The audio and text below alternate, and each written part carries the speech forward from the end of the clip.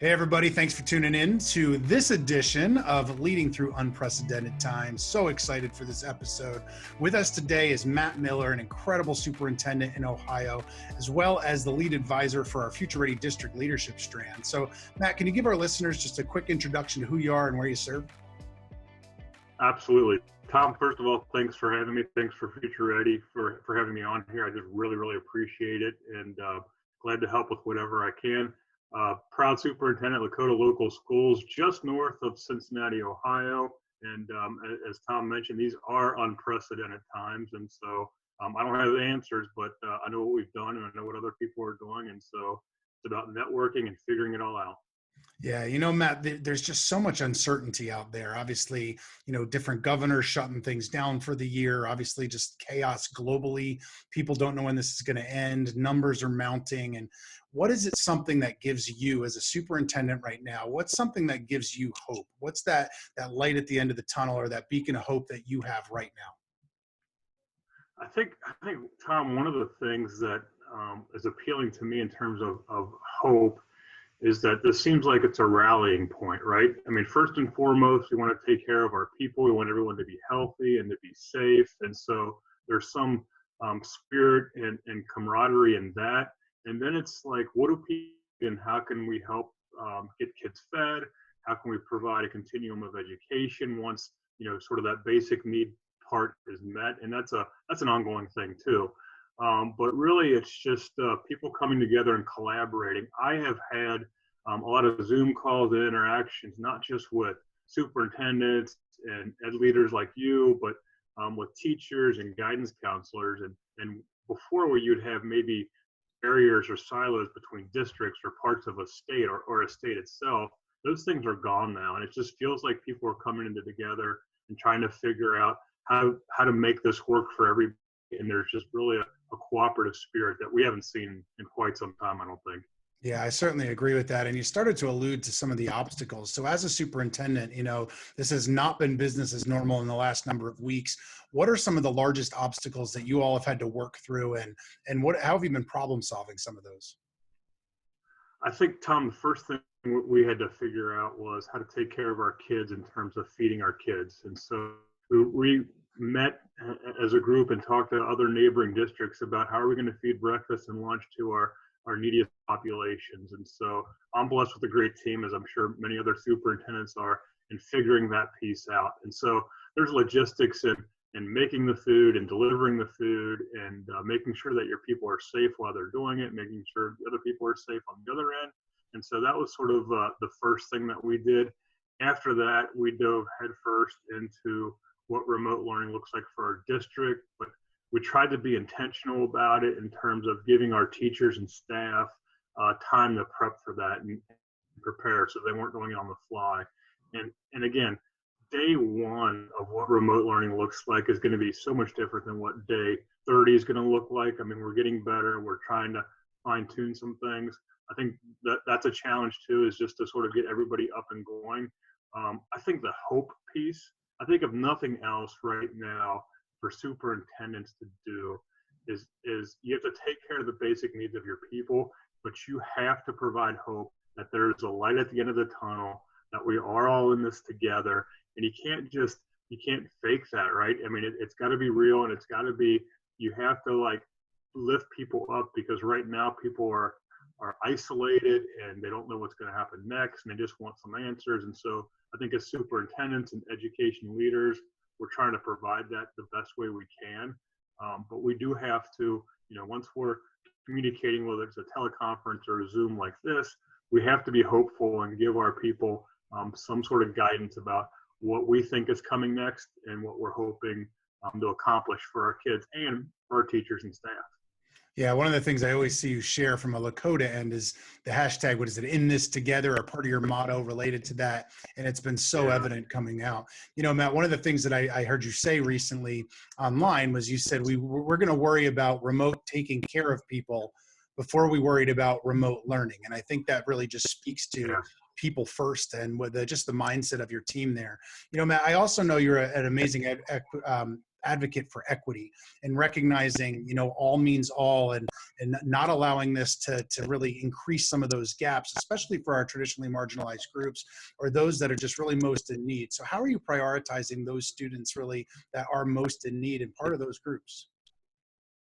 So you bring up a great point, Tom, about the equity issue, and I think we're probably 6 to 8 years behind where we should be in terms of equity for our kids. In fact, I think I met you at a event, a Future Ready event, where equity was the big piece then, and that was several years ago. So I think in terms of our kids, that's another piece on the equity and digital connectivity for our students that we shouldn't have to be worrying about now, but we are. And so it's unfortunate that a pandemic and the crisis brought us to this point.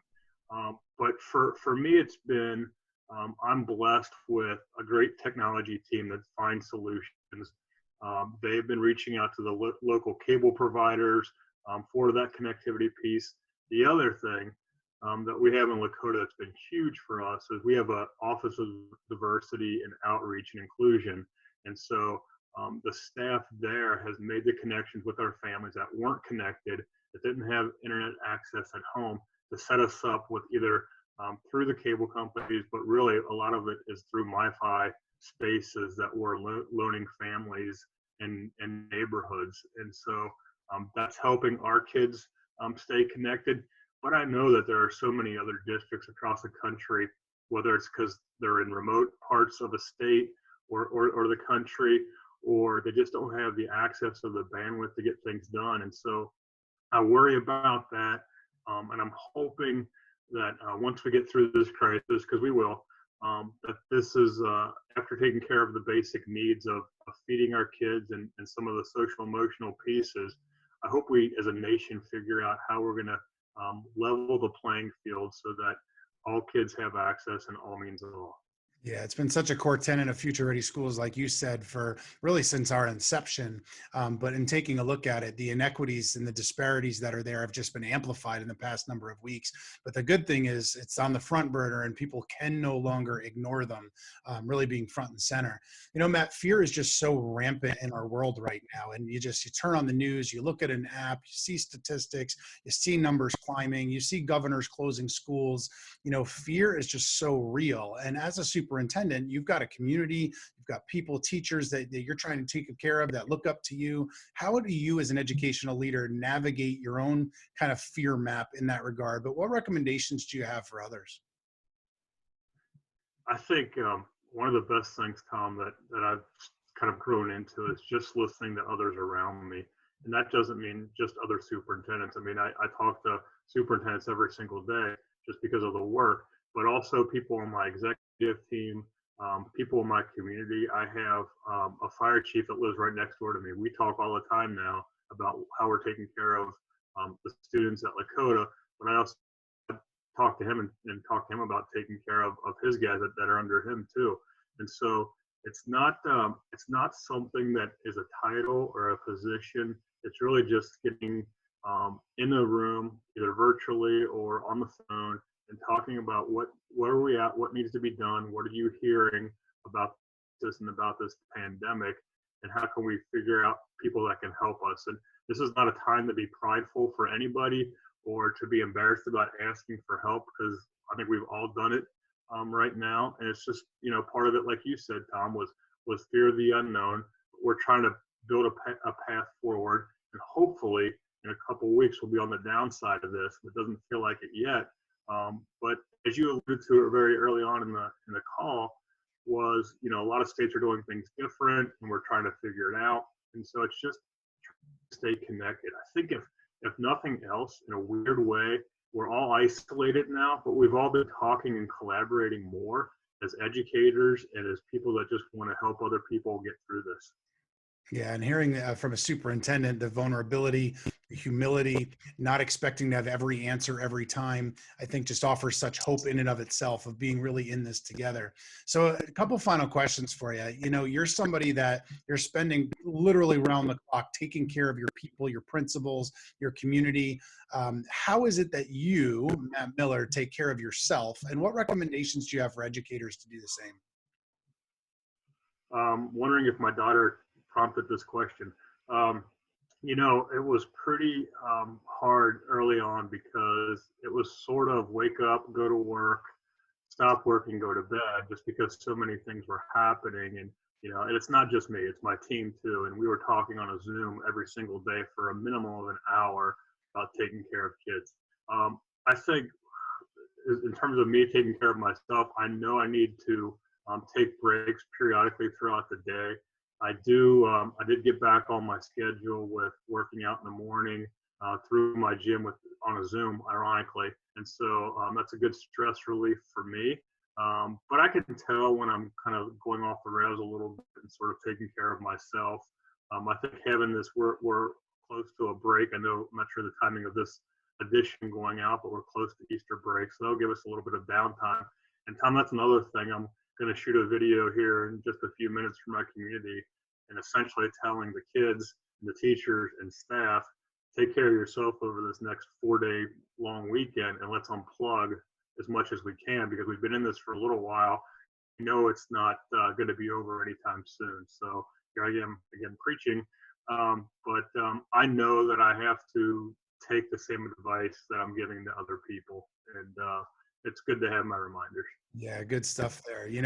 Going back to when your very first words here on this episode, and you introduced yourself as the proud superintendent in Lakota, and I know you are very proud. You're proud of your team. You've probably said our kids, our community, our team, a dozen times already just in this episode, and I know that to be true, and just seeing everything that you exude and put out. So my question for you, I know you're super proud to be that superintendent, always proud of your team.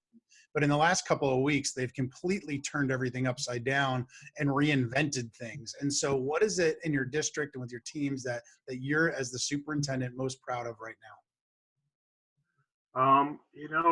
It's really how fast everybody collaborated and got together and pushed out a plan for our kids. It wasn't perfect, and it's messy, and it still is, but it's getting better. But I'll tell you, Tom, probably the thing that I was the most proud about happened on a Zoom call earlier this morning with my executive team. We put out a survey to our parents and to our students about how are things going. We're 2 weeks into this. What's working, what's not working, what needs to get better. And it was just so positive from the parent perspective of things are going really well. I mean, by and large, things are going really well. And so some of the questions for the kids were essentially, what do you miss right now? What are you missing? Or what's not working well? And the top responses, by and large, were, I miss my friends and I miss seeing my teacher. And so those weren't things that we came up with and said, pick these. These are the responses that we got back from the kids. And so I think it's like when I see things like that, that education does matter. Being at school does matter. Remote learning is working, but the face-to-face, we can't replace that right now. So I like seeing that. And I also think the positivity and the responses from the families and the kids about that they like working at their own pace and at their own schedule and structure. So I think, Tom, too, there's part of this remote learning right now that we're having to deal with. I wonder, and I've challenged some of my leaders in the district and teachers, I wonder what we're going to carry back to the room when we get there. Because I think that's another story that we're going to have to tell, because I think there are some positive things going on, whether it's the teleconferencing piece, working remotely sometimes, but also sort of the scheduling and pacing on your own. So I'm kind of excited about what's going to happen once we get over this big hump for our kids.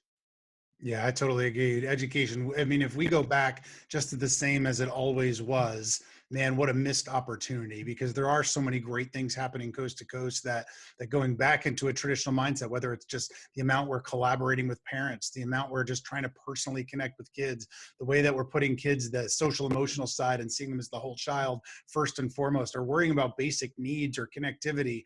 If those things fall off the radar the moment that this pandemic ends, like we've completely lost and failed at that. And so, leveraging those pieces moving forward and combining it with with the great things that we do miss right now, those in-person pieces, I think we can come out this stronger in the end there for sure. So one question for you before I let you go, my friend. I know you're very busy. So my last question is this, whether it's a superintendent, a first grade teacher, a first year teacher, a veteran teacher, what's a piece of advice that you have for educators in the midst of this pandemic to keep moving forward? What do you got for them? I think it goes back a little bit to the hope, but also that we need to stay collaborative. Once this is all over, we need to remember that when things were really bad for us, we got through it because we worked together, we networked, we problem solved and found solutions. It wasn't politics. It wasn't anything tied to one single school district. It was that truly a spirit of we are in this together, and we got this, and we'll figure it out. So I'm hoping that collaborative spirit just continues from here. I really do. I just hope that it's sad that a pandemic had changed our mindset in that regard, but I'm hopeful that we'll carry through with some of the positive things that are going on. That's Matt Miller, everybody. Matt, thanks so much for your time today. Tom, thanks for having me. Always good to talk to you.